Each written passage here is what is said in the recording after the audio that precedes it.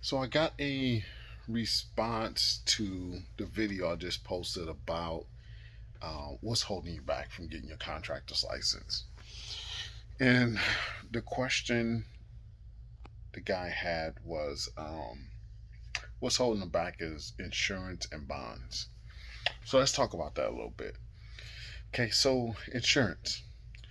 When dealing with your contractor's license, you don't have to get insurance until you need it. Okay, the insurance that you will need when you first get your license that the board requires you to have is your bond, right? That's the board insurance on you in case you don't meet your obligations. So that's the $15,000 bond that you got to get. I already gave you the price for that.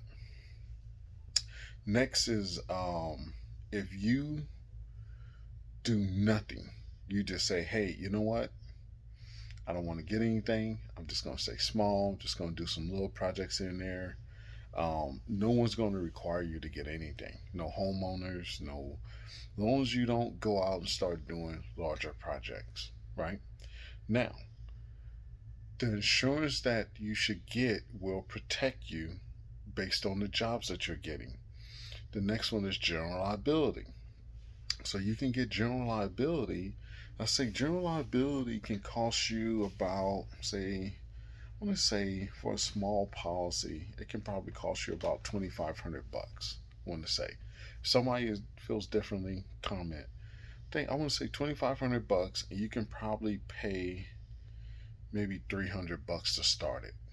You know, um, and I would say get general liability because general liability will cover you on the projects that you're doing, and if anything goes wrong, someone defects and things like that, you always want to have some type of insurance to cover you.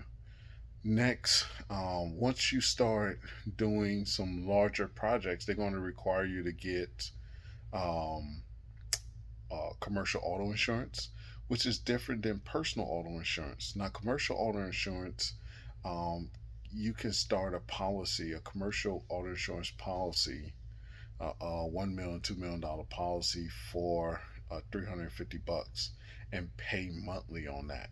Okay. Oh, let's go back to general liability.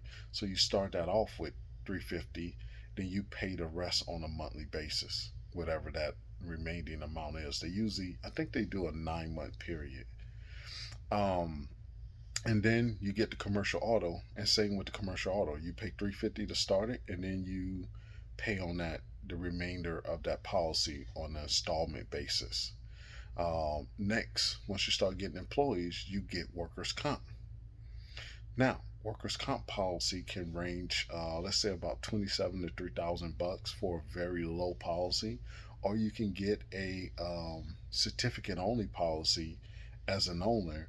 That way, it can protect you. You can have it in place, and you can pay like 900 bucks for that for a certificate only policy. So there's different ways that you can go about on getting insurances and bonds, but you only have to get them when you need them, really. You know. Now, general liability, I say you should get that no matter what. It'll protect you, protect your jobs. Um, but the rest of that stuff, you don't have to get it until you need it. So there's no rush in getting it if you don't need it. No sense buying insurance that you don't need to cover you at the time that you're doing projects that don't require it. That's the deal with insurance and bonds. Now, I'm gonna talk about one more bond. There's a project bond. Once you get up to doing like public works and federal work, they require you to bond the project. Now, once you get up to that, then that bond cost goes into the job cost. Matter of fact, all these bonds and insurances, I teach you how to charge that amount for the jobs. So the jobs actually pay for all this stuff.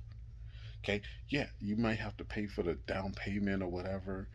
You may have to take that out of one job, take profits from one job to start paying for that stuff. But I show you how to factor in the amount that it costs for those bonds and insurances and charge it toward the job. So the job pays for it as long as you're in business.